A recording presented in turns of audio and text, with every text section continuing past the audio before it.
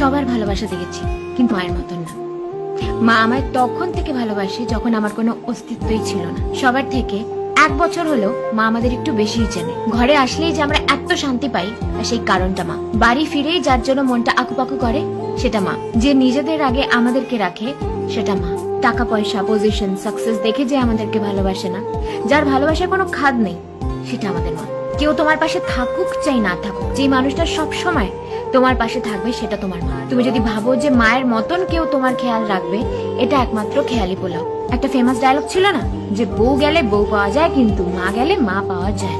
টাকা পয়সা, গাড়ি বাড়ি সব যাক, আবার হবে, কিন্তু মা যেন না যায়। যে আমাদের এই দুনিয়া দেখিয়েছে, দুনিয়ার সবটুকু খুশি যেন তার প্রাপ্য হয়। যখন যখন তোমার মনে হবে যে এই দুনিয়ায় তোমার জন্য কেউ নেই, শুধু মনে রাখবে যে তোমার মায়ের কাছে তুমিই তার দুনিয়া। ওই যে বলে না, যে মা মাই হয়, মায়ের মতন কেউ হয় না।